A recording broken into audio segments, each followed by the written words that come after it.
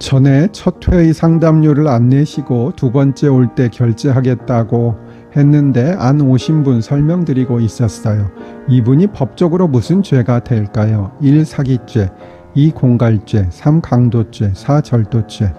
정답은 1. 사기죄입니다. 사기는 사람을 속여서 재물이나 재산상 이익을 편취한 경우에 성립합니다. 물론 그 다음번에 오셔서 상담료를 결제했다면 사기가 아니겠지만요. 그렇지만 제가 10 내지 15만 원 때문에 고소를 할 수는 없겠지요. 다른 생산적인 일에 종사해야 하니까요. 다만 결혼을 하면서 자신의 학력을 속인 경우, 대출금이 많이 있음에도 속인 경우, 과거 결혼한 적이 있는데 이를 속인 경우 등에는 일반인들은 사기 결혼이라는 표현을 하지만 이는 법적으로는 재산을 편취하는 것이 아니므로 사기죄가 성립되지는 않습니다. 제 의뢰인은 뇌출혈로 병원에 입원하였는데 상태가 좋지는 않았습니다. 그런데 병원에 입원 중 CT 촬영을 위해 영상검사실로 실려가던 중 침대에서 떨어지는 사고가 발생했습니다. 그래서 상태가 더 안 좋아진 것으로 판단되긴 했으나 원래의 상태가 안 좋았기 때문에 낙상사고로 인한 추가적인 노동능력 상실률이 인정되기는 상당히 어려운 점이 있었습니다. 그러나 기록상 조금이라도 나빠진 부분과 병원의 과실을 재판장께 잘 설명드려 큰 금액은 아니지만 1심에서 일부 승소 판결을 받을 수 있었고요. 그런데 그 당시 의뢰인은 오랜 기간 입원해 있었기 때문에 경제적 형편이 너무나 어려웠습니다. 물론 의뢰인은 움직일 수 없는 형편이니 의뢰인의 부인이 내방해서 의뢰한 것이었고요. 다음 쇼츠에서 조금 더 설명드릴게요. 전의 쇼츠에서 이어집니다. 그래서 구체적인 금액을 말씀드리기는 어려우나 최소한의 금액만을 받고 소송을 진행해 드렸습니다. 변호사들은 가능한 한 착수금을 다 받고 일을 하려 합니다. 그러나 저는 가끔은 분할 납부를 해드리기도 하지만 그것을 악용하는 분이 있기 때문에 저도 가능한 한 안 해드리고 있기는 합니다.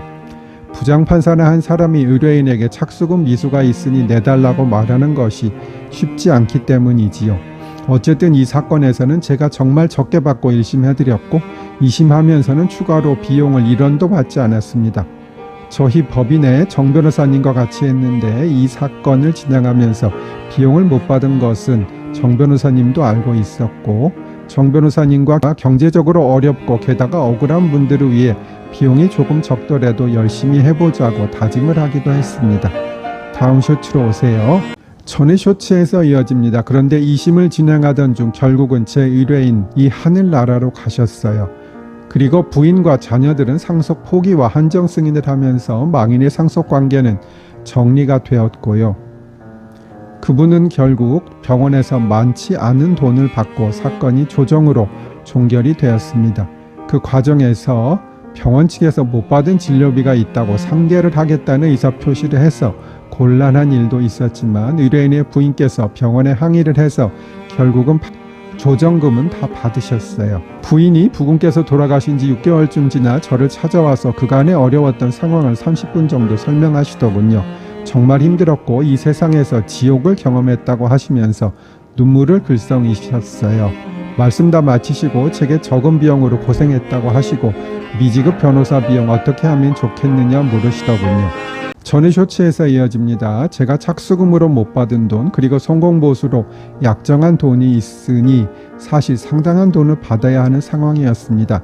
그러나 저는 사건을 진행하면서부터 약정한 돈을 다 받아서는 안 되겠다고 생각했고요.